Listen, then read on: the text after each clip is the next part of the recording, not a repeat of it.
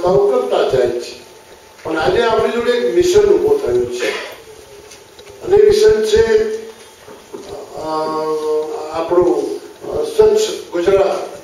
આપણું એને તે આખું કલેક્ટિવલી વિચાર આવ્યો છે માનનીય મુખ્યમંત્રી કે નિર્મળ ગ્રામ બનાવવા છે અને એમાં તમારા સૌનો ઉપયોગિતા. ડીડીઓને એમનું ક્ષેત્ર છે, એનજીઓને પોતાનું ક્ષેત્ર છે, ઉદ્યોગપતિઓને પોતાનું ક્ષેત્ર છે, જે સંસ્થાઓ છે એમને પણ પોતાનું ક્ષેત્ર છે. આ બધાને કલેક્ટિવલી આપણે એક બાસ્કેટમાં મૂકીને આનું આ વર્ષે આપણે કામ હાથ ધરવું છે.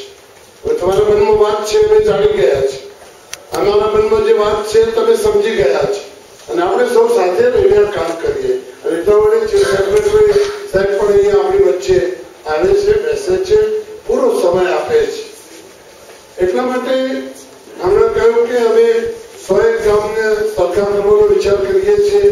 એમની પડેલી શક્તિઓ ને કલેક્ટિવલી લઈએ તો હવે અમારે પણ એક ડીપીઆર બનાવવો પડે કે હવે અમે તમારી જોડે શું માંગીએ છીએ. પણ અમારી જોડે જિલ્લા વિકાસ અધિકારીઓ અહીંયા છે. હવે દરેક જિલ્લા વિકાસ અધિકારી પણ પોતાના જિલ્લાને માપી લીધો છે કે અમારી જોડે કેટલી એબિલિટી શક્તિ પડી છે, કેટલા લોકો છે, કેટલા એનજીઓ છે, કેટલા ઉદ્યોગપતિઓ છે અને આખા જિલ્લાના કેટલા ગામ છે. એ બધા ગામોને કવર કરવા છે. એ કવર કરવા માટે દરેક ડીડીઓ પોતાના ફિલ્ડ માટે, પોતાના જિલ્લા માટે એક આખું આયોજન વિચારે અને એમની પડેલી શક્તિઓ ને કલેક્ટ કરે. સરકાર એઝ અ હોલ આપણે સૌને અપીલ કરે છે કે આપણે સાથે રહીને આ કામ કરીએ.